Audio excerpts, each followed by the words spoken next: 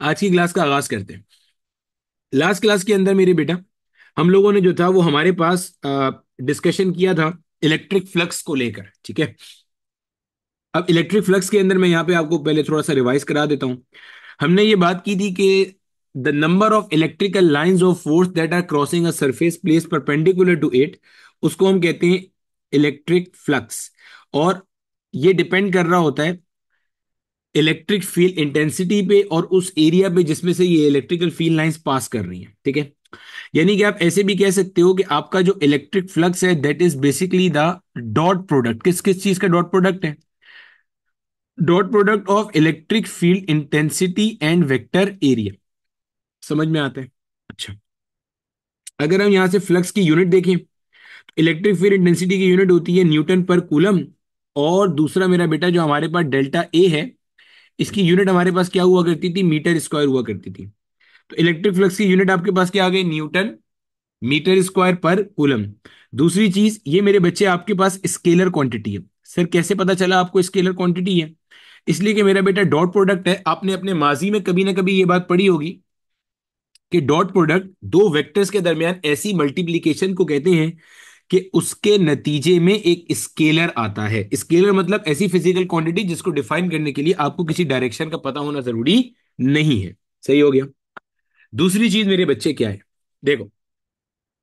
अब ये आपके सामने सवाल है, a surface S is equal to 10 j cap. अब आप देखो, ये जो आपको सरफेस एरिया दिया हुआ है यहाँ पे, अमूमी तौर पे जो वेक्टर एरिया उसे डेल्टा ए से भी शो करते हैं, एस से भी शो करते हैं, ठीक है। ये जो आपको यहाँ पे दिया हुआ है, ये आपको वेक्टर दिया हुआ है। सर आपको कैसे पता चला कि ये सरफेस एरिया वेक्टर दिया हुआ है? मेरा बेटा आप आगे देखो, जो उसने लिखा है वो क्या लिखा है? 10 j कैप लिखा है। 10 j कैप लिखा है। जब आप 10 j कैप को देखोगे तो देखो, आपको आई कैप, जे कैप नजर आ रहा है, के कैप नजर आ रहा है।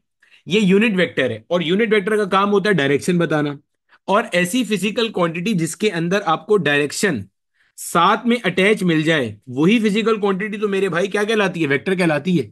और अलग से थोड़ी होती है कोई वेक्टर क्वांटिटी, यही होती है वेक्टर क्वांटिटी, ठीक है। How much electric flux will come out through this surface. अब कैसे लिखेंगे इसको भाई? आपको इलेक्ट्रिक फील्ड डेंसिटी का वेक्टर भी दे दिया, और जो आपका वेक्टर एरिया था उसका भी वेक्टर आपको दे दिया, या इसको आप सरफेस वेक्टर भी कह सकते हो। आगे आपके पास आप वेक्टर लिख लोगे, 2 i कैप प्लस का 4 j कैप प्लस का 7 k कैप। सही हो गया। आगे आपने डॉट लगाया और डॉट लगाने के बाद आपके पास आ गया 10 j कैप। 10 j कैप सही है जनाब। अच्छा अब देखो, डॉट प्रोडक्ट मेरा बेटा आप कैसे निकालते हो? लाइक यूनिट वेक्टर्स को मल्टीप्लाई करके, लाइक यूनिट वेक्टर्स के कोफिशिएंट को मल्टीप्लाई करके। लाइक यूनिट वेक्टर मतलब आई वाले का कोफिशिएंट आई से, जे वाले का जे से, के वाले का के से। ठीक हो गया। तो आई के पीछे यहां 2 है, और यहां पे देखोगे तो आई के पीछे कुछ भी नहीं है, गोया के 0 है। के पीछे भी कुछ भी नहीं है, गोया के 0 है। तो आप बोलोगे जनाब 2 × 0, और आई डॉट आई होता है 1। सिमिलरली यहां देखो, जे के पीछे 4 है, यहां जे के पीछे क्या है? 10 है। अब क्या करेंगे? 4 को आप मल्टीप्लाई कर दोगे 10 से। सिमिलरली मेरा बेटा यहां आपके पास 7 है और वहां पे क्या है? 0 है। सॉल्व करेंगे तो 2 0 ज़ा 0, 4 10 ज़ा 40, आगे 7 0 ज़ा 0। क्या आंसर आ रहा है मेरा बेटा आपके पास? इसका 40 यूनिट्स इसका आंसर है, जो कि आता है। अच्छा, अब यही वाला सवाल आपका एग्जामिनर ना एक और तरह से भी पूछता है। जब मैंने आपको इलेक्ट्रिक फ्लक्स का कॉन्सेप्ट पढ़ाया होगा पिछले क्लास के अंदर, तो मैंने आपको डेफिनेटली वहां पे ये बात बताई होगी कि जनाब ये देखो, ये मेरा बेटा आपके पास जो है ना एक अदद प्लेन है, ये एक सरफेस है। और जो यूनिट नॉर्मल वेक्टर होता है वो हमेशा इस प्लेन के कैसा होता है? परपेंडिकुलर होता है। एज इट इज डायग्राम भी बनाई होगी, आपको नोट्स में मिलेगी पिछली क्लास के सब चीज। मैंने कहा था इसको एन कैप से शो करते हैं और यू कैप से शो करते हैं। अब आप नोट करो, अगर मेरा बेटा आपको आपका जो कोऑर्डिनेट सिस्टम है वो थोड़ा बहुत याद आ रहा होगा, तो कोऑर्डिनेट सिस्टम के अंदर जनाब कहानी कुछ ऐसी होती थी। आपके पास इस तरह के 3 के करीब एक्सिस हुआ करते थे। एक मेरा बेटा यहाँ पे एक्स था, एक यहाँ पे आपके पास वाई था, एक यहाँ पे आपके पास क्या था जनाब? जेड एक्सिस था। 3 के करीब आपके एक्सिस थे जो हमने पढ़े थे यहाँ पे, ठीक है। अब एक्स एक्सिस के लिए आपके पास था आई कैप, हमने पढ़ा था। वाई एक्सिस के लिए हमारे पास था जे कैप, पढ़ा था हमने। जेड एक्सिस के लिए हमारे पास क्या था? के कैप था। और मुझे ये भी पता है कि ये जितने भी कोऑर्डिनेट एक्सिस होते हैं ना, दे आर म्यूचुअली परपेंडिकुलर। यानी एक्स परपेंडिकुलर है वाई से, वाई परपेंडिकुलर है किससे? जेड से। यानी कि all these axis are mutually perpendicular to each other. ठीक हो गया, समझ में आने वाली बात है, कोई दिक्कत नहीं है यहां तक। अच्छा जी, अब देखो आगे। यहां पे अगर मैं आपको कहता हूं, गौर से सुनिएगा इस बात को, अगर मैं आपको कहता हूं कि मेरे पास एक्स वाई प्लेन है, कौन सा प्लेन है, एक्स वाई प्लेन, तो गोया के जेड एक्सिस इन इस पूरे प्लेन के परपेंडिकुलर हो जाएगा। भाई Z axis will be perpendicular to X Y plane. तो अगर मैं आपको बोलूं एक्स वाई प्लेन के परपेंडिकुलर यूनिट वेक्टर बताइए, तो आप बोलेंगे के कैप होगा। क्यों? देखो ना भाई, ये है एक्स, ये है वाई, तो ये इनका प्लेन हो गया, इसके परपेंडिकुलर ये आ रहा है। अब बोलोगे सर तो नीचे आ रहा है, भाई ये नीचे नहीं आ रहा है, जैसे स्क्रीन से बाहर आ रहा है। तो एक्स वाई प्लेन के परपेंडिकुलर कौन हो गया, जेड एक्सिस। अच्छा, अगर मैं बोलूं वाई जेड प्लेन है, तो वाई जेड प्लेन के परपेंडिकुलर कौन हो जाएगा, तो भाई एक्स एक्सिस हो जाएगा इनके perpendicular. X axis will be perpendicular और इसका यूनिट वेक्टर आई कैप। अगर आप थोड़ा सा समझोगे तो ये देखो, ये ऐसे बाहर आ रहा है, तो ये प्लेन है इनका, ये इसके परपेंडिकुलर जा रहा है अभी, ठीक है, 90 डिग्री बनाता हुआ। अच्छा, सिमिलरली अगर मैं बोलूं मेरा एक्स जेड प्लेन है, एक्स जेड प्लेन है, तो वाई एक्सिस इसके क्या हो जाएगा, परपेंडिकुलर हो जाएगा। यानी कि इसके लिए यूनिट वेक्टर आएगा जे कैप, समझिएगा। अब कौन सा प्लेन बोला, एक्स जेड, ये एक्स है ये जेड है, गोया कि ये प्लेन है आपका। अब ये देखो इसके परपेंडिकुलर जा रहा है, ठीक है, ये आपके पास है, इस तरह से चलता है। अब देखो आपके पास यहां एग्जामिनर ने आपको कहा a surface S is equal to 10 J cap is kept in electric field. इसका मतलब ये सवाल में जिस सरफेस की बात कर रहा है इसके परपेंडिकुलर वाई है, इसका मतलब ये कौन सा प्लेन है, एक्स जेड प्लेन है। सवाल को ऐसे भी कह सकता था, एक एक्स जेड प्लेन है जिसका एरिया है 10 मीटर स्क्वायर। गौर से सुनना सवाल को, माजी में आपको पास पेपर में क्वेश्चन देखेंगे। एक सरफेस है एक्स जेड प्लेन जिसका एरिया कितना है, 10 metre square, that is place in an electric field. आगे आपको ई का वेक्टर देता, how much electric flux will come out. अब बच्चे को यहां यह समझ नहीं आता कि भाई इसने 10 मीटर स्क्वायर तो लिख दिया, एग्जैक्ट प्लेन है, मैं इसके आगे यूनिट वेक्टर कैसे लगाऊं। तो मैंने आपको बताया था unit vector of the surface is perpendicular to the plane. तो अगर एक्सजेड प्लेन है तो यूनिट वेक्टर वाई के अलोंग होगा, तो आप लगा लोगे, ठीक है। अगर वो कहेगा एक्स वाई प्लेन है, उसका एरिया दे दिया आपको आगे से, कोई मिसाल के तौर पे आपको आगे से एरिया, जैसे इसी सवाल को मैं आपको करके दिखाता हूं। अगर मैं इसी सवाल के अंदर इलेक्ट्रिक फील्ड इंटेंसिटी का वेक्टर लेता हूं, मिसाल दे रहा हूं समझना, यही मेरा इलेक्ट्रिक फील्ड इंटेंसिटी का वेक्टर है, 2,4,7। अच्छा, ऐसे भी लिखा मिल सकता है ये 2,4,7। वही बात है भाई, पहले वाला आई कैप, दूसरा वाला जे कैप, तीसरा वाला के कैप। जो मैथ्स वाले हैं, उन्होंने डेफिनेटली अपने पास ऑर्डर्ड पेयर नोटेशन पढ़ी होगी, तो ये कोऑर्डिनेट सिस्टम को ही ऑर्डर्ड पेयर नोटेशन में रिप्रेजेंट करने का एक तरीका होता है, ठीक है।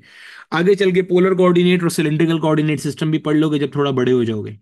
ये आ गया इलेक्ट्रिक फील्ड इंटेंसिटी है आपके पास। अब मैं कहता हूं यार एक एक्स वाई प्लेन है, और इस एक्स वाई प्लेन का जो एरिया है वो मिसाल के तौर पे आपको दिया हुआ है 4 मीटर स्क्वायर।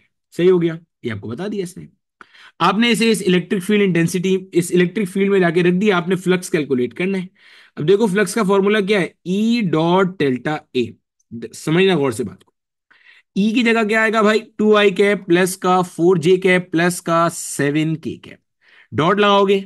और अब एक्स वाई प्लेन है, अगर मान लो ये मेरे पास मिसाल के तौर पे, ये मिसाल के तौर पे मेरे पास एक्स एक्सिस है, ये मान लो वाई एक्सिस है, तो इसके परपेंडिकुलर ये कौन सा एक्सिस होगा, जेड एक्सिस, और जेड का यूनिट वेक्टर क्या हो जाता है, के कैप हो जाता है। गोया ये मेरे पास क्या हो जाएगा, इस तरीके से आ जाएगा। तो मेरे भाई ये इस तरह से बनेगा यहां पे 4 k कैप। कैसे पता चला के कैप लेना है, भाई एक्स वाई प्लेन था ना, तो एक्स वाई प्लेन के अंदर जो आपके पास उसका परपेंडिकुलर होता है वो कितना हो जाएगा, के कैप हो जाएगा। अब क्या करेंगे, आई वाला आई से, जे से और के से, तो जनाब यहाँ पे आप 7 को 4 से मल्टीप्लाई कर दोगे तो 4 7 जार 28 यूनिट्स या न्यूटन मीटर स्क्वायर पर कूलम। यहां तक मुझे बता दो बच्चे, सब चीज क्लियर है, तो मैं आगे अपना आज का मेन टॉपिक स्टार्ट करूं, ये तो एक सवाल पहले का बाकी था। बोलो भैया, समझ आ गया सबको यहां तक। अब देखो आगे जो हमारा अगला क्वेश्चन है, अगला टॉपिक है, जो आज का टॉपिक है हमारा नया टॉपिक, जहां से हमने आज का लेक्चर शुरू करना है। अच्छा, जो हमारा अभी टेस्ट होगा, इस टेस्ट के अंदर इलेक्ट्रोस्टैटिक्स पूरा स्टार्ट से लेके एंड तक आएगा। कल हमारा ये इलेक्ट्रोस्टैटिक्स उम्मीद है पूरा मुकम्मल हो जाएगा, तो पूरा इलेक्ट्रोस्टैटिक्स आएगा। अब देख लो भाई, गॉस का लॉ क्या कहता है आपको, या गॉसेस लॉ है क्या, अब देखो समझो। ये हमारा आज का टॉपिक है, जितने लोगों की पहली वाली क्लास है वो यहां से समझना शुरू करें। देखो अब देखो बच्चे, हमें ये बात पता है कि अगर मान लो ये मेरे पास एक कोई सोर्स चार्ज है, तो इस सोर्स चार्ज की जो इलेक्ट्रिक फील्ड इंटेंसिटी है, इससे थोड़े फासले के ऊपर मान लो मैं इस सोर्स चार्ज की वजह से यहां पे कितनी इलेक्ट्रिक फील्ड एग्जिस्ट कर रही है वो मुझे कैलकुलेट करना है। ये कोई डिस्टेंस है इस पॉइंट जहां पे इलेक्ट्रिक फील्ड निकाल रहा हूं और ई के दरमियान में। तो अगर मुझे इलेक्ट्रिक फील्ड इंटेंसिटी निकालनी है तो इसका फॉर्मूला मुझे पता था, E is equal to K Q divided by R square, यानी कि electric field intensity due to point charge is given by this equation. ठीक है भैया, अब निकाल लेंगे, कोई दिक्कत नहीं है। आर आपको पता है, क्यू का वैल्यू आपको पता है, के आपको पता है उस मीडियम में, तो आप निकाल लोगे। अब यहां पे मसला आ रहा है थोड़ा दूसरा। मान लो यहां पे मेरे पास ना बहुत सारे चार्जेस हैं, मतलब इनफाइनाइट चार्जेस हैं, एन तक के चार्जेस हैं। कोई पॉजिटिव है, कोई नेगेटिव है, कोई पॉजिटिव है, कोई नेगेटिव है, मतलब अलग अलग नेचर के चार्जेस हैं। अब कहानी क्या है समझिएगा जरा। इन सारे चार्जेस की मदद से मुझे करना क्या है, ऑब्जेक्टिव पकड़ो। इन सारे चार्जेस की मदद से मुझे करना यह है कि मुझे इस पॉइंट पे इलेक्ट्रिक फील्ड इंटेंसिटी कैलकुलेट करनी है। यह है मेरा टारगेट। टारगेट क्या है, मेरे पास बहुत सारे चार्जेस हैं, इन चार्जेस की मदद से मुझे इस पॉइंट पे इलेक्ट्रिक फील्ड इंटेंसिटी कैलकुलेट करनी है। अच्छा, अब देखो, ये जो आपने पढ़ा है ना, ये अच्छा ये कहलाता है, ये जो फॉर्मूला है ना, ये कहलाता है electric field intensity with the help of Coulomb's law. क्योंकि अगर आप पिछले लेक्चर्स देखोगे या आपको याद होंगे, तो मैंने आपको ये फॉर्मूला ड्राइव कराया था वहां पे, और ये फॉर्मूला जो ड्राइव कराया था कूलम्स लॉ की मदद से कराया था। अब कूलम्स लॉ की मदद से आप इस वाले केस में इलेक्ट्रिक फील्ड इंटेंसिटी निकाल सकते हो, लेकिन मैथमेटिक्स बहुत खतरनाक हो जाएगी। क्यों? देखो, इसलिए खतरनाक हो जाएगी, मान लो यहां पे 100 चार्जेस है, आसानी करके बताता हूं। तो एक चार्ज की मदद से यहां पे जो इलेक्ट्रिक फील्ड इंटेंसिटी चाहिए वो पहले निकालोगे, फिर दूसरे की मदद से चाहिए वो निकालोगे, फिर दोनों को ऐड करोगे वेक्टर फॉर्म में, पढ़ा था हमने, फिर इसकी निकालोगे, फिर इन दोनों के रिजल्टेंट में ऐड करोगे वेक्टर फॉर्म में, फिर इसकी निकालोगे, फिर इन तीनों के रिजल्टेंट में ऐड करोगे वेक्टर फॉर्म में। इस तरह करते करते चलोगे तो ये आपके लिए है प्रॉब्लम। अब यहां पे आता है हमारे पास गॉसेस लॉ। गॉसेस लॉ क्या करता है, एक तरह से आपको एक शॉर्टकट प्रोवाइड करता है।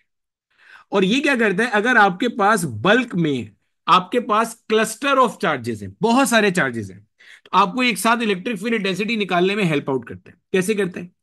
आपको पता है पॉजिटिव चार्ज के लिए फ्लक्स आउटवर्ड जाता है, नेगेटिव चार्ज के लिए फ्लक्स इनवर्ड जाता है। पता है ना, ये बात तो पढ़ के आए हैं।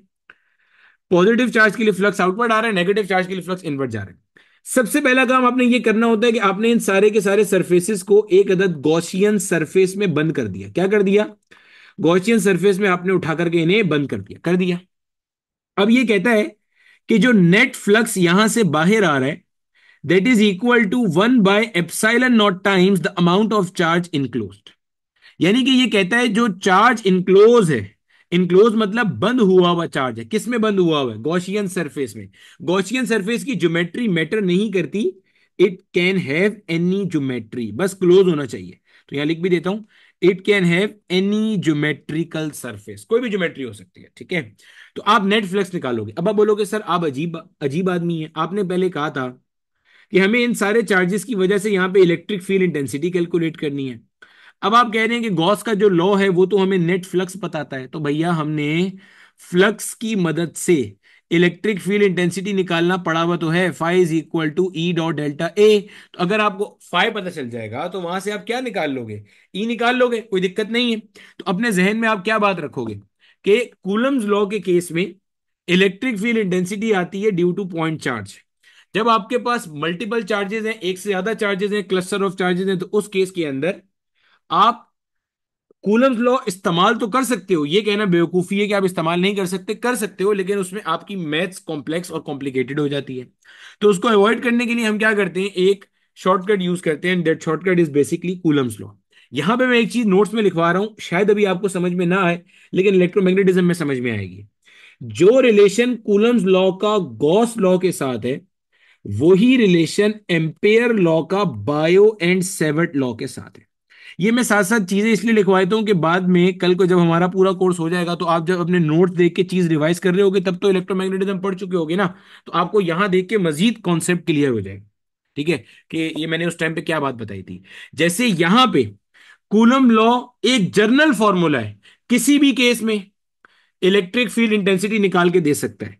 वहां पे एम्पियर लॉ एक जनरल फॉर्मूला है, किसी भी करंट कैरिंग वायर के लिए आपको मैग्नेटिक फील्ड इंटेंसिटी निकाल के दे सकता है। जैसे जब आपके पास मल्टीपल चार्जेस आना शुरू होते हैं तो कूलम लॉ लगाने से मैथ्स कॉम्प्लिकेटेड होती है, तो आप गॉस लॉ पे जाते हो। बिल्कुल वैसे ही वहां पे जब आपके पास करंट एलिमेंट्स मल्टीपल आना शुरू होते हैं तो आपके पास एम्पियर्स लॉ के थ्रू कैलकुलेशन मुश्किल होती है, तो हम बायो एंड सेवर्ट लॉ के थ्रू कैलकुलेशन करते हैं। यहां पे गॉस लॉ की अभी एप्लीकेशन पढ़ेंगे, वहां पे बायो एंड सेवर्ट लॉ की एप्लीकेशन पढ़ेंगे। जो सोलेनॉइड और टोरॉइड है, आप में से शायद किसी ने इलेक्ट्रोमैग्नेटिज्म पढ़ लिया होगा, तो ये आपके पास था गॉस लॉ, ठीक है। अब आते हैं जनाब इसकी एप्लीकेशन के ऊपर। तो मेरे बच्चे, इसकी जो हमारे पास सबसे पहली एप्लीकेशन है, सबसे पहली एप्लीकेशन जो इसके अंदर है मेरे बच्चे, वो आपके पास है कि मान लीजिए आपके पास एक इनफाइनाइट चार्ज शीट है। ये मान लो एक इनफाइनाइट चार्ज शीट है। जब कभी भी आप इसका सवाल देखोगे तो इसके सवाल में या तो वो टर्म यूज करेगा इनफाइनाइट चार्ज शीट की। इनफाइनाइट, इनफाइनाइट मतलब बहुत बड़ी चार्ज शीट है। चार्ज शीट का मतलब क्या है भाई, ये एक शीट है, इनफाइनाइट या लार्ज चार्ज शीट है, और इसके ऊपर क्या है, बहुत सारा चार्ज स्कैटर हुआ हुआ है। अब वो चार्ज मेरे बेटे हो सकता है सारा का सारा पॉजिटिव चार्ज हो, ये भी हो सकता है कि वो चार्ज सारा का सारा कैसा हो, आपके पास एक अदद नेगेटिव चार्ज हो, ठीक है। एक तरह का कोई भी एक नेचर का चार्ज होगा आपके कोर्स में। अब आपने इस पॉइंट पे क्या करनी है, इलेक्ट्रिक फील्ड इंटेंसिटी कैलकुलेट करनी है। तो जहन में रखिएगा, अगर आपके पास एक कोई इनफाइनाइट चार्ज शीट है तो हम गॉस लॉ की मदद से इससे किसी भी फासले के ऊपर जो इलेक्ट्रिक फील्ड इंटेंसिटी कैलकुलेट करते हैं, that is given by E is equal to sigma upon 2 epsilon naught. यहां पे जो सिग्मा है, ये मेरा बेटा आपके पास कहलाती है सरफेस चार्ज डेंसिटी। क्या कहलाती है?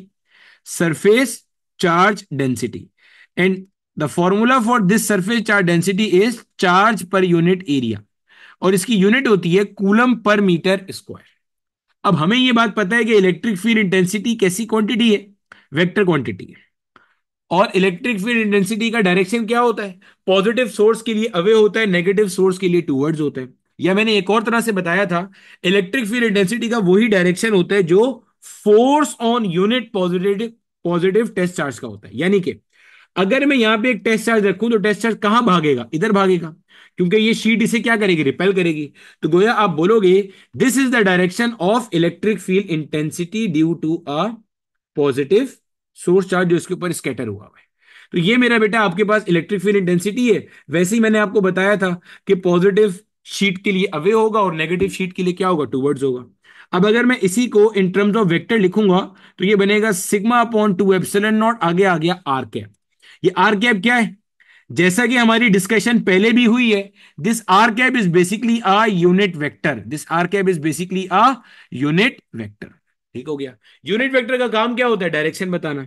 और अगर आपको बोला जाए कि हमारे पास एक पॉजिटिव चार्ज शीट है तो इसके लिए डायरेक्शन क्या होगी, अवे फ्रॉम द शीट, यानी कि R cap will point away from the charge sheet.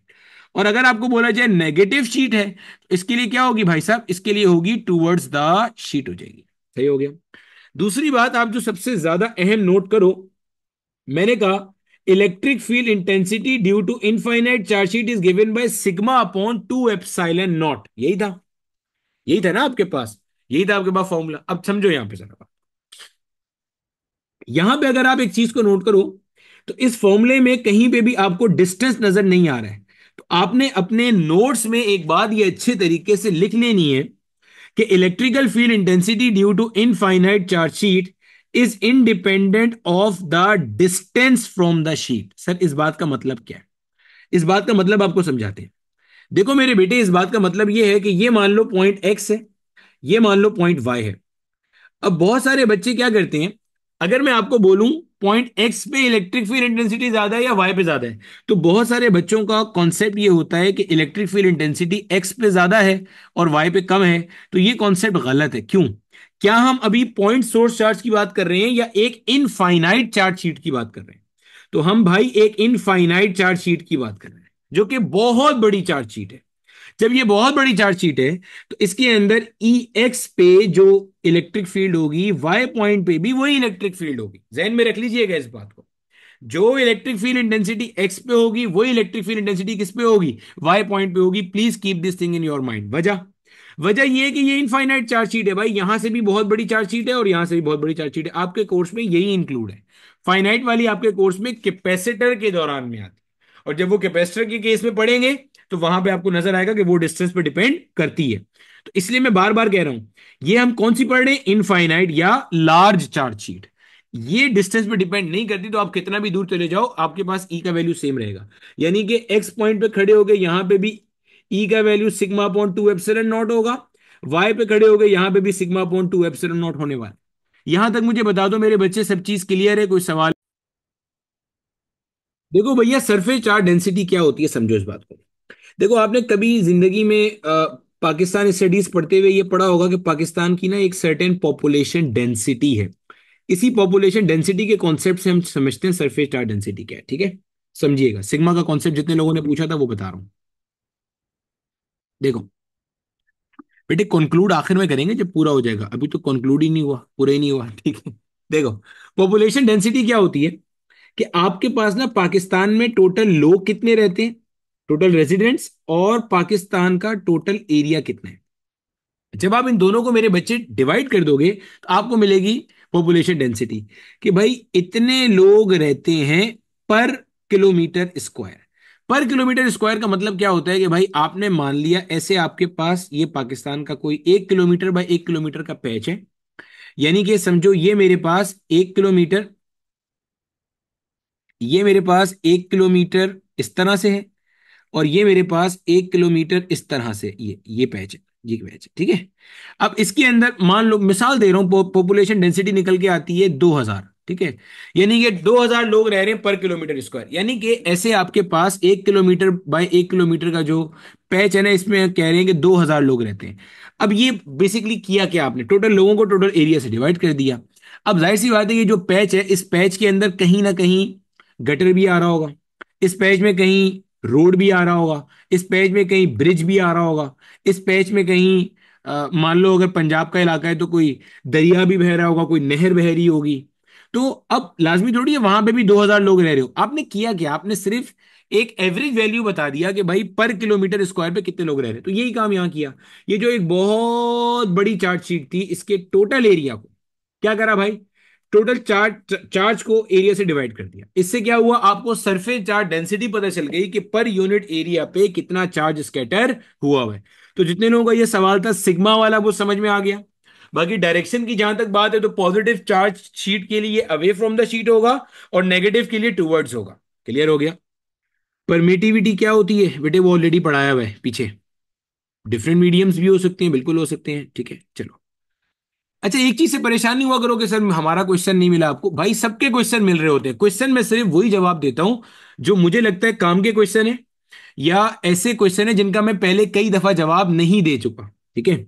अब परमिटिविटी मैंने पहले लेक्चर में पढ़ाई थी, उसको देख लो आप वहां से जाके भाई।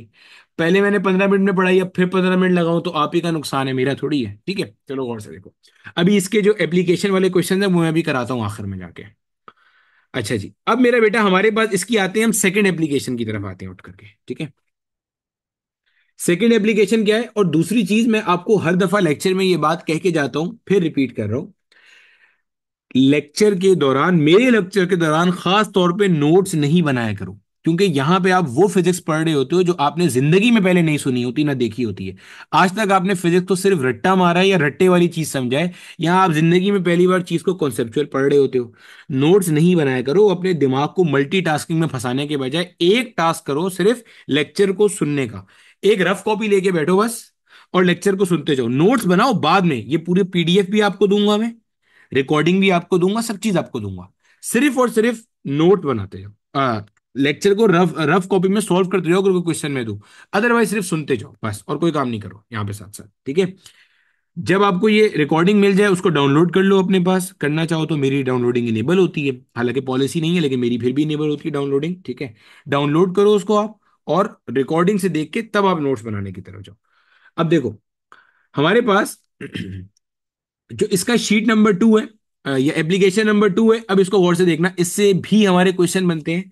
और वो जो मैंने ऊपर डिस्टेंस वाला पॉइंट बताया था, वो डिस्टेंस वाला पॉइंट मैं फिर से बताऊंगा अभी यहाँ पे, गौर से देखना क्या पॉइंट मैंने बताया था, देखो। अब ये मान लो मेरा बेटा अपने पास है 2 शीट्स, ठीक है। अब मेरे बच्चे, मैंने इन दो शीट्स के ऊपर क्या किया। अच्छा, अभी ये जाहिर सी बात है, हम गॉस लॉ की एप्लीकेशन पढ़ रहे हैं, तो ये इनफाइनाइट चार्ट शीट्स है, परेशान नहीं हो जाना इससे कि बीच में फाइनाइट आ गई, फाइनाइट वाइनाइट नहीं है, सारी की सारी इनफाइनाइट चार्ट शीट्स है। ठीक है भैया, देखो जरा।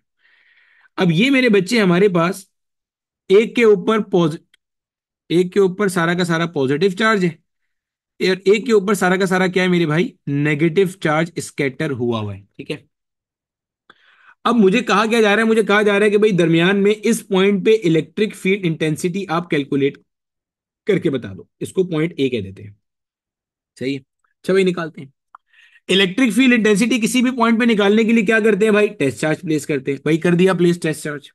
अब कोई बोले सर ये कैसे पता आपको, भाई ये सब प्रीवियस लेक्चर में आया हुआ है, ऑलरेडी कराई हुई है, कितने हजारों क्वेश्चन सॉल्व करा दिए वहां पे यार। ठीक है। अब देखो, इसको मैंने कह दिया ये हमारे पास है मिसाल के तौर पे शीट नंबर 1, और ये मैंने कह दिया शीट नंबर 2। अब सबसे पहला काम मुझे ये करना है कि electric field intensity due to sheet 1 और ड्यू टू शीट 2 की मैंने डायरेक्शन बतानी है। सही है। अब देखो भाई, ये जो शीट नंबर 1 है, इसने इस पॉइंट पे इस टेस्ट चार्ज को क्या करना है, तो रिपेल करना है। तो भाई ये डायरेक्शन आ गया आपके पास electric field intensity due to sheet number 1 का। सही है। अब देखो यहां पे शीट नंबर 2 ने इसको क्या करना है, शीट नंबर 2 ने इसे अपने पास अट्रैक्ट करना है, ये आ गया डायरेक्शन। अब देखो, अगर किसी को ये डायरेक्शन समझ में नहीं आया कि कैसे निकाला है मैंने ये डायरेक्शन, ऑल्दो कि मैं अगेन बता देता हूं मैंने कैसे निकाला है, लेकिन मैं आपको ना ये प्रॉब्लम समझा रहा हूं कि प्रॉब्लम कहां पे आ रही आती, आपको समझ में क्यों नहीं आ रहा होता। देखो, अगर किसी को यह समझ में नहीं आया डायरेक्शन क्या है, तो इसका मतलब ये कि जो मैंने प्रीवियस क्वेश्चन दिए थे करने को, वो उसने नहीं किए हैं। सही है। ये उसका सीधा सीधा वजह है। अगर आपने वो क्वेश्चन किए हुए, तो हर क्वेश्चन में हमने यही काम तो किया था।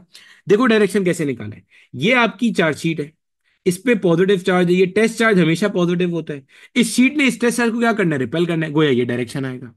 डायरेक्शन हमेशा उसकी रिस्पेक्ट से निकाला जाता है जो फोर्स लगा रहा होता है, तो भाई ये फोर्स लगा रहा है इसके ऊपर, निकाल ली डायरेक्शन, सीखी थी हमने पहले। अब ये आ गया E1 का डायरेक्शन, ये आ गया E2 का डायरेक्शन, क्योंकि नेगेटिव वाला इसे क्या करेगा भाई, अट्रैक्ट करेगा। अब दोनों का डायरेक्शन कैसा है, सेम है। जब दोनों का डायरेक्शन सेम है, तो net electric field intensity point A पे निकालने के लिए क्या करेंगे, E1 प्लस E2 कर देंगे। अब अगर किसी को यह समझ में नहीं आ रहा कि यहां पे मैं इन दोनों को ऐड क्यों कर रहा हूं, क्योंकि दोनों का डायरेक्शन सेम है, थीटा 0 डिग्री है, इसका मतलब इलेक्ट्रिक फील्ड इंटेंसिटी में जहां मैंने सुपर पोजिशन प्रिंसिपल पढ़ाया था, वो उसने मार्केट से शार्ट कर दिया, उसको प्रैक्टिस उसने नहीं किया। मैं फिर बता रहा हूं, जब जब आप मसले मसाइल करोगे, प्रैक्टिस नहीं करोगे, प्रॉब्लम रहेगी, हमेशा रहेगी प्रॉब्लम। ऐसा हो नहीं सकता कि प्रॉब्लम ना हो रही हो। और इलेक्ट्रोस्टैटिक जिसका वीक है, इलेक्ट्रोमैग्नेटिज्म तय है कि उसे समझ में नहीं आएगा, जहन में रखना ये बात। इसलिए मैं जब जब टेस्ट ले रहा हूं इलेक्ट्रोस्टैटिक्स का, स्टार्ट से टेस्ट इंक्लूड कर रहा हूं, ताकि चांस मिलता रहे, किसी ने नहीं पढ़ा फिर पढ़ ले, नहीं पढ़ा फिर पढ़ ले, दोबारा पढ़ ले, बार बार पढ़ता जाए। ठीक है। अब आ गया यहां पे। अब अगर मैं E1 का वैल्यू यहां पे लिखता हूं, तो भाई अभी हमने ऊपर डिस्कस किया था E1 का वैल्यू क्या है, सिग्मा अपॉन 2 एप्सिलॉन नॉट, एक चार्ज शीट की वजह से। और E2 का वैल्यू भी क्या है हमारे पास, सिग्मा अपॉन 2 एप्सिलॉन नॉट।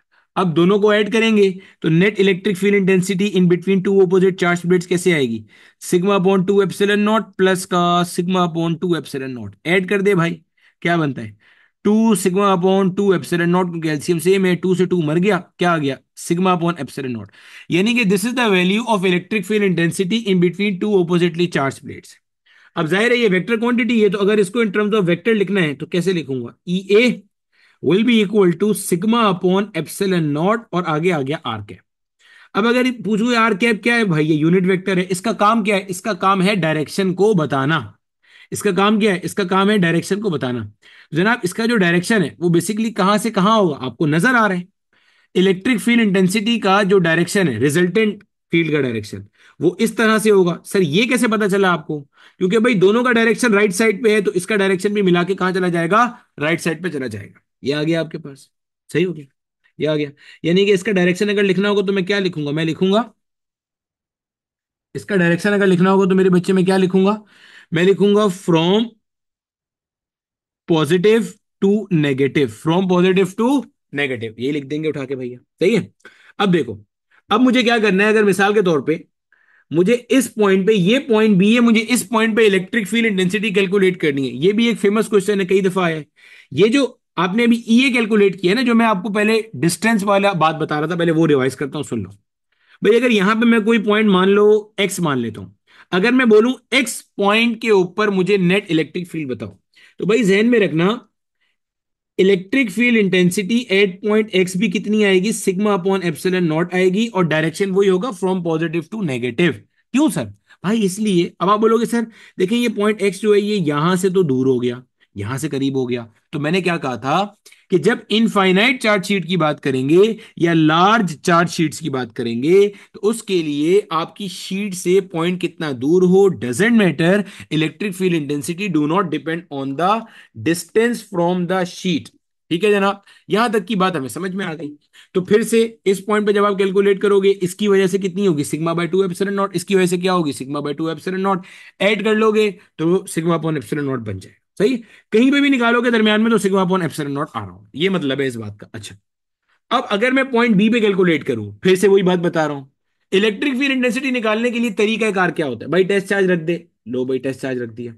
अच्छा, अब फिर से निकालो, भाई आपने शीट नंबर वन की वजह से अगर इलेक्ट्रिक फील्ड इंटेंसिटी निकालनी है, तो शीट वन स्ट्रेस चार्ज को क्या करने वाली है, भाई शीट वन तो स्ट्रेस चार्ज को करने वाली है रिपेल, समझ में आने वाली बात है। शीट टू ने स्ट्रेस चार्ज को क्या करना है, भाई शीट टू ने करना है स्ट्रेस चार्ज को अट्रैक्ट, ऐसे आएगा। भाई शीट टू ये है, ये नेगेटिव है, तो नेगेटिव इसको क्या करेगा, अपने पास बुला रहा होगा, सही है।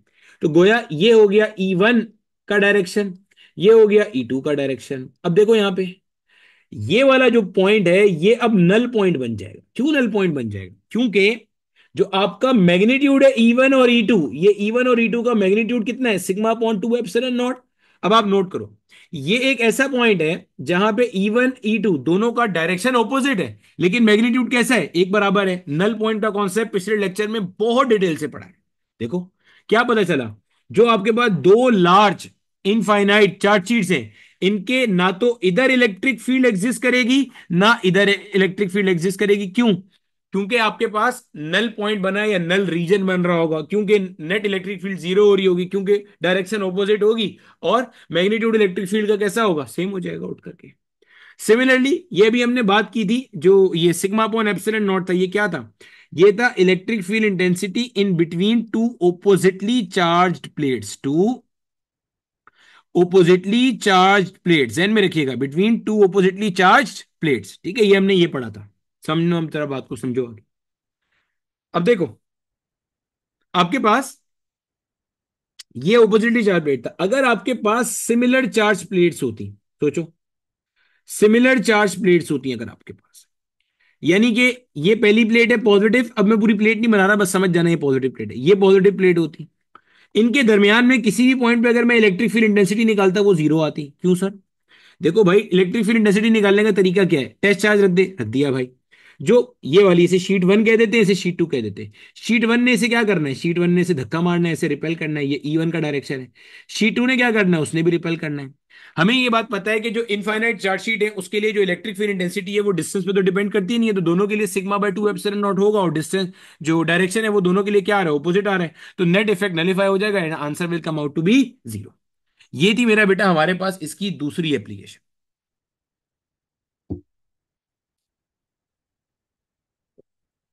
अब चलते हैं इसकी तीसरी एप्लीकेशन में। तीसरी एप्लीकेशन के अंदर हमारे पास एक मान लो होलो चार्ज स्फेयर है।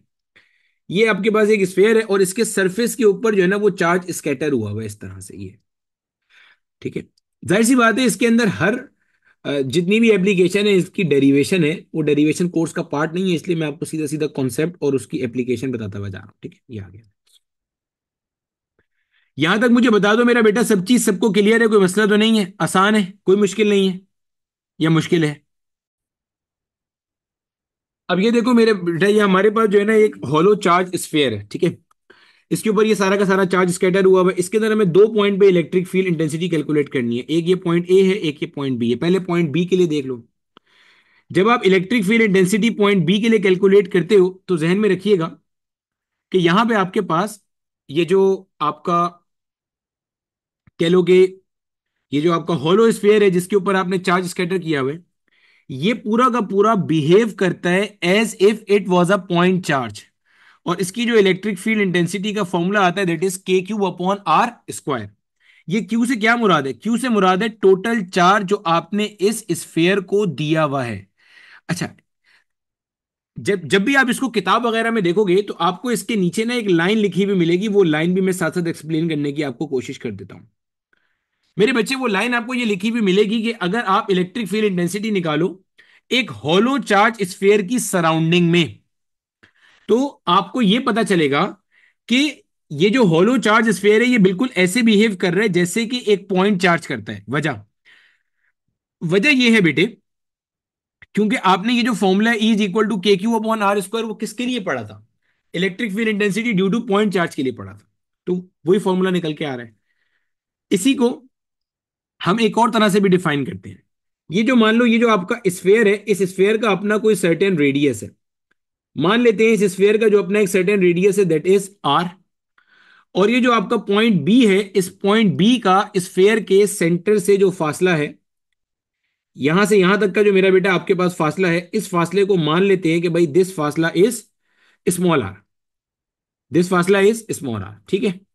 अब ये जो पॉइंट बी है ना, इसको डिफाइन करने का एक तरीका ये भी होता है कि when R is greater than the radius, यानी कि अभी जो आप बात कर रहे हो ये आउटसाइड द स्फीयर की बात कर रहे हो। तो आउटसाइड द स्फीयर के अंदर आपका जो स्फीयर है वो ऐसे बिहेव करेगा as if all the charge was concentrated at the centre and it will behave like a point charge. अब अगर पॉइंट ए पे निकालें तो भाई पॉइंट ए को पहले तो ये ध्यान में रखो, आप क्या कह सकते हो, आप inside the charge sphere calculation कर रहे हो। पॉइंट ए का मतलब क्या है कि आप inside the charge sphere calculation कर रहे हो। दूसरा, इसके लिए जो आर होगा that will be less than the radius of the sphere. क्यों? भाई ए पॉइंट देखो, अगर यहां है या यहां है या कहीं पे भी है, तो ये वाला फासला आपका स्मॉल आर हो जाएगा, तो ये R radius of the sphere के मुकाबले में कैसा हो जाएगा? कम हो जाएगा। गोया आप इनसाइड द चार्ज स्फीयर की बात कर रहे हो। यहां पे जो आपके पास इलेक्ट्रिक फील्ड इंटेंसिटी होती है ए पॉइंट पे, that comes out to be zero. अब देखो ये जीरो क्यों होती है, दो रीजन से समझाता हूं जीरो क्यों होती है। देखो, पहला रीजन, जिस पॉइंट पे इलेक्ट्रिक फील्ड इंटेंसिटी निकालनी होती है वहां टेस्ट चार्ज रख देते हैं, रख दिया भाई।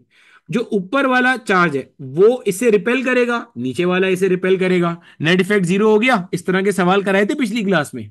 फिर देखो, यहां वाला यहां रिपेल करेगा, यहां वाला ऐसे करेगा, जीरो हो गया।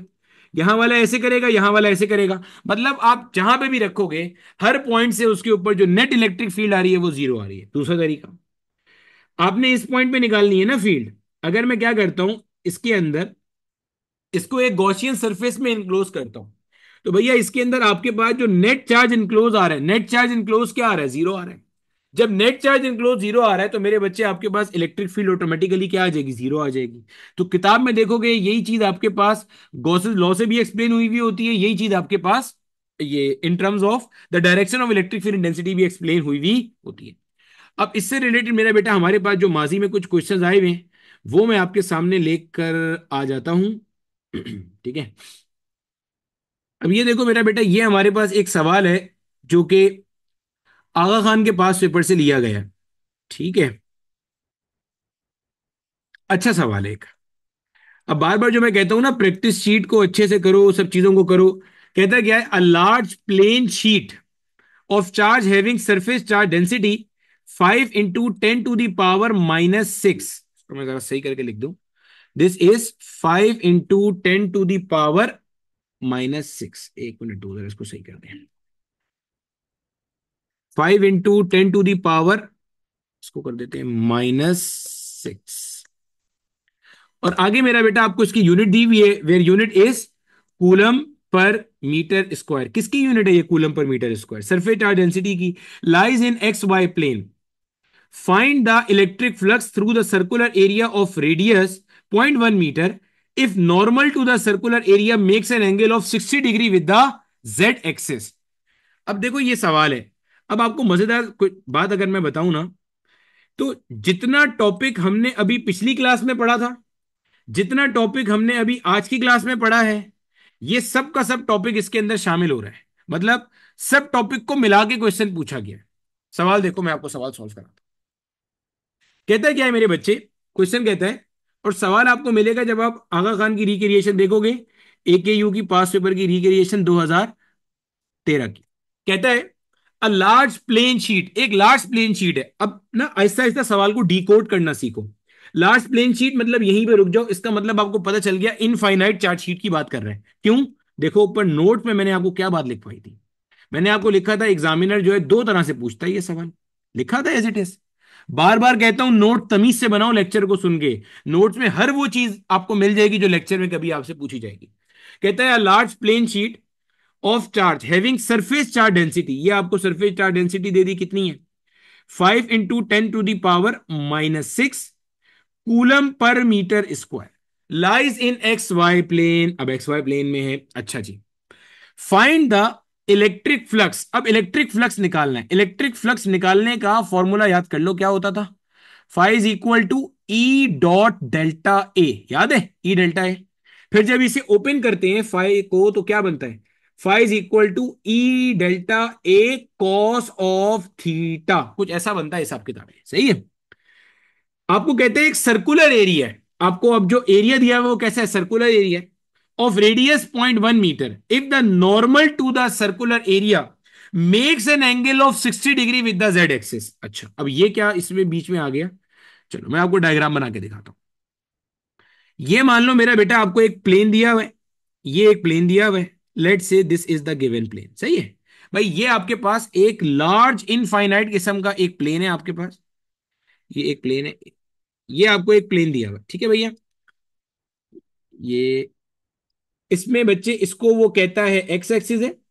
एक्सिस आप कोई सा भी अपनी मर्जी से ले सकते हो, डजेंट मतलब कोई से भी, मुराद ये नहीं है कि आप वहां सवाल का एक्स वाई चेंज कर दो। कहने का मतलब ये है कि जैसे मैं एक बड़ी लाइन बनाई है एक छोटी लाइन बनाई है ना, तो आपने जिसको एक्स कहना है कह लो, जिसको वाई कहना है कह लो, जैसे मैंने इसे वाई कह दिया, इसको मैंने कह दिया एक्स, ठीक है भैया। अब ये आपके पास एक इनफाइनाइट चार्ट शीट है। अब देखो आप कोई भी अपनी टेक्स्ट बुक खोल के देखोगे उसमें इनफाइनाइट चार्ट शीट आपको सारी किताबों में खड़ी खड़ी खड़ी खड़ी नजर आती है, लेकिन इसमें देखो इसमें उसने उसको एक्स वाई प्लेन को इस तरीके से कर दिया, ठीक है। तो आप वैसे भी कर सकते हो, ऐसे भी कर सकते हो, डजेंट मैटर। एक इनफाइनाइट चार्ज शीट आ गई आपके पास, ठीक है। इसके ऊपर आपके पास बहुत सारा चार्ज मौजूद है, ये आपने बहुत सारा चार्ज यहां ड्रॉ कर दिया, ठीक है। अब क्या करते हैं भाई, अब क्या कहा जाता है आपको, अब आपसे कहता क्या है, कहता है कि एक्स वाई प्लेन में लाई कर रही है, गुड ही गुड हो गया। अब कहते हैं find the electric flux through the circular area of radius 0.1 metre. पहले मैं यहां बना लेता हूं एक अदद सर्कुलर एरिया, ये मैंने बनाया एक अदद सर्कुलर एरिया, ये कुछ इस तरीके का बना दिया। अभी मैंने ऐसा क्यों बनाया ये भी आपको नजर आ जाएगा। सर्कल तो बन जा भाई तू, एक मिनट,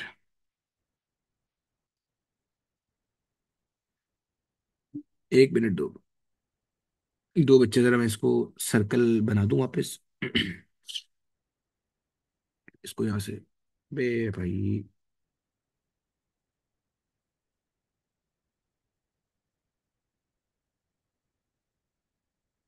चलो।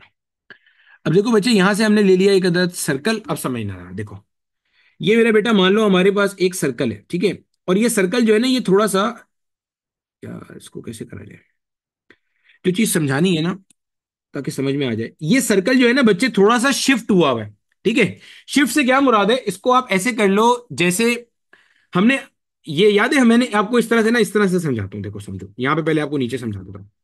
देखो समझो इस बात को कि यहां पे अगर मान लो मेरे पास एक सर्कल इस तरह से, ठीक है, ये समझना सर्कल है, तो इसका जो मेरा बेटा हमारे पास परपेंडिकुलर टू द प्लेन होगा, परपेंडिकुलर टू द प्लेन ऐसे इसके आ रहा होता है, मतलब जो इसका यूनिट वेक्टर होता है नॉर्मल टू द प्लेन वो ऐसे आ रहा होता है। ये बात समझ में आ रही है ना आपको। अब देखो अगर मैं इसी चीज को थोड़ा सा इसका एंगल टिल्ट करूं, यानी कि देखो ये पहले वाले केस में आ गया, अगर मैं इसको थोड़ा सा टिल्ट करूं, अब देखो ऐसे कर दिया मैंने, तो क्या ये बात समझ में आ रही है कि अब इसका जो यूनिट नॉर्मल वेक्टर है वो भी इस तरह से हो गया। इसी तरह से अगर मैं इसी चीज को देखो ऐसे कर दूंगा, ये ऐसे कर दूंगा अगर मैं इस चीज को, तो इसका जो यूनिट नॉर्मल वेक्टर है वो भी ऐसे आ जाएगा। पहले मुझे जरा हाथ रेस करके बता दो कितने लोगों को ये बात समझ में आ रही है, जितने लोगों ने ये लास्ट टाइम मेरा फ्लक्स वाला कॉन्सेप्ट तरीके से लिया था जो मैंने आखिर में पढ़ाया था बिल्कुल, तो ये आपको समझ में आ रहा होगा ये मैं क्या कर रहा हूं। सिर्फ 200 लोगों को, बाकी लोग क्या कर रहे हैं भाई, नशा वशा किया हुआ है क्या बाकी लोगों ने। देखो फिर समझा रहा हूं, जितने लोगों को नहीं समझ में आया फिर देख लो, वरना ये सवाल आपके ऊपर से जहाज हो जाएगा, नहीं समझ में आएगा, ठीक है। देखो ये मेरा बेटा हमारे पास है face of the plane. Plane क्या होता है, टू डायमेंशनल एरिया होता है, तो ये टू डायमेंशनल एरिया है। अब मैं क्या कर रहा हूं, इसको देखो टिल्ट करता जा रहा हूं, किसके साथ टिल्ट कर रहा हूं, देखो यहां पे अगर मैं आपको कोई एक एक्सिस बना के दिखाऊं कि भाई मान लो ये कोई एक्सिस है, तो देखो पहले वाले केस के अंदर मेरा एक्सिस के साथ कोई एंगल नहीं था, लेकिन अब वाले केस में देखो यहाँ पे एक एंगल बन गया है, और अगर मैं यहां पे भी एक एक्सिस ड्रॉ करूं तो भाई यहां वाले केस में आपको नजर आ रहा है मेरा एक्सिस का एंगल कितना हो गया, 90 डिग्री हो गया है। तो ये बेसिकली मैं समझाना चाह रहा था आपको, ठीक है।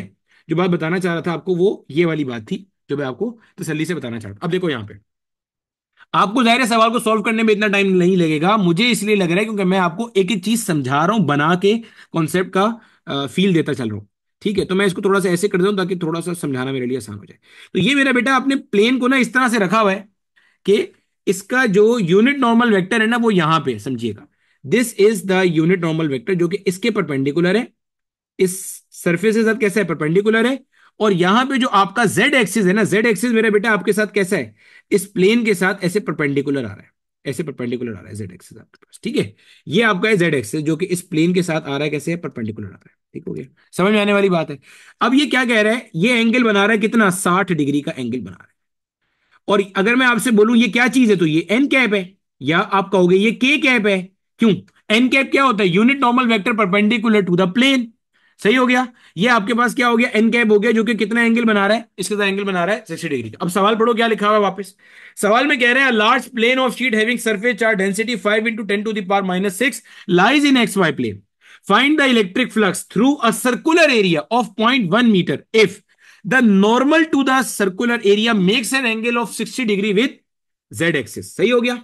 अब बना लो भाई, यहां पे आपके पास आएगा ई की जगह पे आप क्या लिखोगे, ई की जगह पे आप लिखोगे sigma upon 2 epsilon not. Sir ये क्यों लिखा आपने, क्योंकि इनफाइनाइट चार्ज शीट है, इनफाइनाइट चार्ज शीट का जो ई होता है उसका वैल्यू ऐसे निकलता है।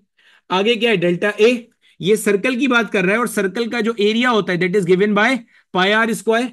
यहां पे आपके पास आ गया पाई, यहां पे आपके पास आ गया आर का स्क्वायर, आर कितना है मेरे बच्चे, 0.1, ऊपर आ गया स्क्वायर। आगे क्या आएगा, cos of theta, cos of theta. अब थीटा यहां पे क्या होता है, हमने पढ़ा था, थीटा आपके पास एंगल होता है इलेक्ट्रिक फील्ड इंटेंसिटी और यूनिट वेक्टर के दरमियान में। तो देख लो, ये मेरा बेटा आपके पास इलेक्ट्रिक फील्ड इंटेंसिटी है, ये जो मैंने ब्लू कलर से बनाई है ये इलेक्ट्रिक फील्ड इंटेंसिटी है। अब कोई बोलेगा सर अभी तो आप इसे कह रहे थे जेड एक्सिस, तो ये इलेक्ट्रिक फील्ड इंटेंसिटी कैसे हो गई। मेरे भाई ऐसे हो गई कि ये एक्स वाई प्लेन में शीट रखी हुई है। जो जो आपकी शीट होती है, अभी पढ़ाया था, इससे जो इलेक्ट्रिक फील्ड लाइंस होती हैं वो ऐसे जा रही होती है ना। तो जब शीट ऐसे रखी हुई है तो जो आपकी इलेक्ट्रिक फील्ड है वो अलोंग जेड एक्सिस आ रही होगी। तो ये यूनिट नॉर्मल वेक्टर आ गया आपके पास, ठीक है। अब आ गया कॉस थीटा, एंगल कितना बना रहा है, 60 डिग्री बना रहा है, हो गया कॉस ऑफ 60 डिग्री। अब क्या करेंगे भाई, अब आपने इसे सॉल्व करना है, सिंप्लीफाई करना है। सिग्मा की जगह पे आप लगाओगे 5 × 10⁻⁶ अपॉन में आपके पास आ गया 2 × 8.85 × 10⁻⁻12 मल्टीप्लाई बाय पाई को आप लिख सकते हो 3.142 होता है, आप 3 पे राउंड ऑफ कर लेना। 0.1 का स्क्वायर का मतलब हो गया आप 1/10 का स्क्वायर कर दोगे उठा करके। और आगे आ रहा है कॉस 60 डिग्री, कॉस 60 डिग्री आपके पास कितना होता है, 1/2 होता है। जब आप इसको सिंप्लीफाई करोगे तो आपके पास जो आंसर आएगा वो आएगा 4.44, अप्रोक्सीमेट बता देता हूं, 4.4 × 10⁻³ न्यूटन मीटर स्क्वायर पर कूलम। ये मेरा बेटा आपके पास आंसर आ रहा होगा। बता दो भाई कितने लोग हैं जिन्हें अभी तक का ये टॉपिक समझ में आ गया। कैलकुलेशन आपकी जिम्मेदारी है, आप तसल्ली से करते रहना। बोलो भाई कितने लोगों को समझ में आ गया। हाँ भाई, फील हो रहा है कॉन्सेप्ट कैसे जो है ना वो मिला के चीजें बन जाता है, देखो। बल्कि मेरे ज्यादा प्रॉब्लम होते हैं भाई, ठीक है। मेरा एक छोटा सा 1 साल का बच्चा भी है, मुझे उसके साथ भी टाइम स्पेंड करना पड़ता है। तुम्हारे साथ तो भी मेरा नहीं ख्याल ये वाले प्रॉब्लम होंगे, खैर इसको प्रॉब्लम तो नहीं कहेंगे, लेकिन टाइम देना पड़ता है ना हर जगह पे। तो तुम्हें तो सिर्फ पढ़ना है, तसल्ली से पढ़ो यार, क्या टेंशन है। देखो बच्चे, अगर आप इसमें स्टक हुए हो ना कि चीजों को मैनेज कैसे करेंगे, तो भाई चीजों को मैनेज करने का तरीकेकार बहुत सिंपल सा होता है, मैं आपको बता देता हूँ। आप ना एक प्रायोरिटी लिस्ट सेट कर लो, आप ना एक कोई भी एक डायरी या कोई नोटबुक या कोई रफ पेपर लो, उसमें देखो कि आपका दिन का टाइम कहाँ जाता है। फिर आप देखो कि आपके 1 1.5 साल के करियर के अंदर अभी जो भी आपका अभी टाइम फेस चल रहा है, इसमें आपके 1 1.5 साल में किन चीजों की अहमियत है। आप उसके बराबर में कॉलम डाल के लिख लो, अगर आप इसको 1 साल के लिए छोड़ दो तो आपकी जिंदगी में क्या फर्क पड़ेगा। उसमें जो आपका सोशल मीडिया उसको क्विट करने पे या स्किप करने पे आपकी जिंदगी में कोई फर्क नहीं पड़ेगा।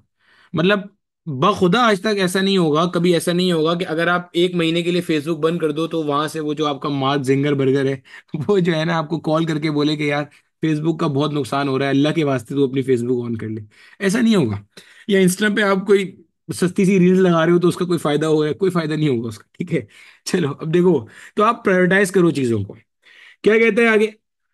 To large thin metal plates are placed parallel and close to each other on their inner faces. अब देखो यहां पे मैं एक छोटी सी डायग्राम बना लेता हूं ताकि आपको ना आइडिया भी होता चला जाए कि हम क्या बात कर रहे हैं। देखो ये मैंने बना लिया भाई, ये आ गया, ठीक है भैया।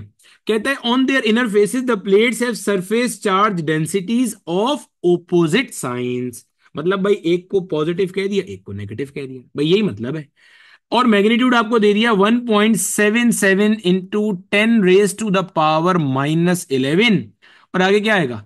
कूलम पर मीटर स्क्वायर, यही है ना भाई, charge per unit area. What is the electric field to the left of the plate? भाई इस पॉइंट के ऊपर ये जो शीट वन है इसे कहते हैं शीट वन, इसे अपन लोग कह देते हैं शीट टू। ये जो शीट वन है ये इसे क्या करेगा? ये इसे रिपेल करेगा। भाई कैसे निकालते हैं? टेस्ट चार्ज रखोगे। शीट टू क्या करना है? शीट टू को देखो नेगेटिव रखा हुआ है तो उसे अट्रैक्ट कर लेगा। अब अगर कोई भाई अब अगर किसी के जहन में सवाल आ रहा है भाई इसको यहाँ पे नेगेटिव कर दिया जाए, इसे यहाँ पे पॉजिटिव कर दिया जाए, तो भाई ये नेगेटिव जो है उसने क्या करना था? इसे अट्रैक्ट कर लेना था। अगर इसको पॉजिटिव कर लोगे तो भाई ये रिपेल करेगा। डायरेक्शन ऑपोजिट ही रहेगा, जो मर्जी करते रहो, डजेंट मैटर, ठीक है। तो भाई इस पॉइंट पे तो जीरो आएगी और इस पॉइंट पे भी क्या आएगी? जीरो। ये मैंने ऊपर आपको नोट्स में वैसे बात लिखवा भी दी थी, अब सवाल में भी हो गया। बिटवीन द प्लेट्स निकालने का तरीका क्या होता है? किसी भी पॉइंट पे निकालोगे, सिग्मा अपॉन एप्सिलॉन नॉट। ये लाजमी नहीं है मिड पॉइंट पे निकालो, किसी भी पॉइंट पे निकालोगे, ठीक है। क्योंकि electrical field intensity due to infinite charge do not depend on the distance in between the plates. अब सिग्मा कितना दिया हुआ है? 1.77 10 raised to the power -11 upon जो आपको एप्सिलॉन नॉट दिया हुआ है वो मेरे बच्चे कितना दिया हुआ है? 8.85 10 raised to the power -12 दिया। इसको ऊपर ले जाएगा भाई तो क्या बनेगा? 1.77 into 10 raised to the power -11 into 10 raised to the power plus का 12 अपॉन में आपके पास आएगा मेरे प्यारे भाई 8.85। सिंप्लीफाई कर लेंगे थोड़ा सा, अल्टीमेटली क्या करेंगे? 12 में से 11 गया तो क्या बच जाएगा? एक बच जाएगा, ठीक है। ये अपॉन में आ गया मेरे बच्चे 8.85, मल्टीप्लाई करेंगे तो क्या हो जाएगा? 17.7 अपॉन में आ गया 8.85, सही है। अब इसको आप कैंसिलेशन करोगे तो ये आ जाएगा 2 न्यूटन पर कूलम। डायरेक्शन कोई पूछेगा तो भाई डायरेक्शन क्या आ जाएगी? डायरेक्शन आपके पास आ जाएगी, डायरेक्शन आपके पास आएगी ये डायरेक्शन, ये डायरेक्शन, ये direction, from positive plate to the negative plate, सही है। अब अगर इसी सवाल को मजीद मुश्किल करना होता, वो कहता है भाई ये जो टू लार्ज पैरेलल प्लेट्स हैं ये वाई जेड प्लेन में लाई कर रही हैं। कहां लाई कर रही हैं? वाई जेड प्लेन में लाई कर रही हैं। अब देखो, अब मैं बोलता यार मुझे जरा इसका वेक्टर फॉर्म बताओ, तो आप क्या बोलते? आप बोलते 2 i cap along negative plate. Sir ये आपने क्या एकदम अचानक से बोल दिया? भाई ये कैसे पता चला आपको? ये मेरे बच्चे हमें ऐसे पता चल गया। देखो अगर वाई जेड प्लेन में होता, वाई जेड प्लेन का मतलब इसको मैंने वाई मान लिया, इसको मैंने जेड मान लिया, तो भाई ये कौन सा एक्सेस हो जाएगा? ये एक्स एक्सेस हो जाएगा। तो भाई ये क्या हो जाएगा? आई कैप हो जाएगा। तो 2 i cap along negative plate हमेशा नेगेटिव प्लेट की तरफ होगा। तो एक सवाल और पहले आपके सामने लिख देता हूं कि आप उसको अटेम्प्ट कर लो, फिर उसके बाद जो है वो मैं देख लूंगा, करा दूंगा, ठीक है। अब देखो भाई, सिंपल सा क्वेश्चन है अगेन। सिंपल इस तरह से अगर आपने दिमाग के सारे ढक्कन खोल के लेक्चर सुना है तो आपको आइडिया हो जाएगा कि यहाँ पे क्या बात हो रही है, ठीक है। देखो सवाल,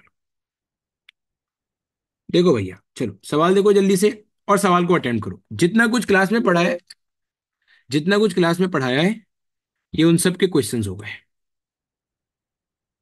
बाकी मैंने टॉपिकल प्रैक्टिस शीट पूरे चैप्टर की अपलोड कर दी है आपकी ड्राइव में। देखो बच्चे आपके पास ये कराया जा रहा है, कैपेसिटर और पोटेंशियल का टॉपिक कल पढ़ेंगे इंशाल्लाह। कहते हैं a thin spherical shell, shell वो होता है जो अंदर से खाली होता है, जिसे होलो स्फीयर कह सकते हो आप, of metal has a radius of 0.25 metre and carries a charge of 0.2 micro coulomb. आपने गोया इसके सरफेस पे 0.2 माइक्रो कूलम का चार्ज दिया हुआ है। Calculate the electric intensity at 3 metre from the centre of the shell. अब देखो आपको जो रेडियस ऑफ द शेल दिया हुआ है वो कितना दिया हुआ है? 0.25 मीटर दिया हुआ है। और आपको जो कैलकुलेशन करने के लिए बोल रहा है इलेक्ट्रिक फील्ड इंटेंसिटी की, वो कहां पे करने के लिए बोल रहा है? 3 मीटर पे। तो आपको ये बात नजर आ रही है, R is greater than capital R. यानी कि ये वो वाला केस है जिसके अंदर आपका जो पूरा का पूरा हॉलो चार्ज स्फेयर है दैट विल बिहेव के एज ए पॉइंट चार्ज, जो हमने पढ़ा था अभी केस, ठीक है। तो क्या बन जाएगा? E will be equal to K Q divided by R square. अब के कितना है?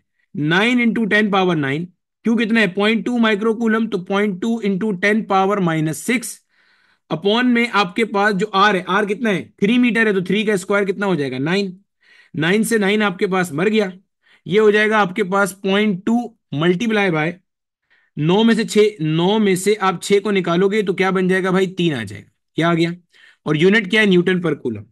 ऐसे भी लिख सकते हो इसको, चाहो तो ऐसे लिख लो 2 × 10⁻²2 न्यूटन पर कूलम, ये भी सही है।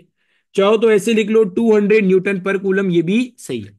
ये मेरा बेटा हमारे पास गॉसेस लॉ की एप्लीकेशन थी। अभी ये चैप्टर मुकम्मल नहीं हुआ, अभी इसमें पोटेंशियल और ये सारे कॉन्सेप्ट्स बाकी हैं।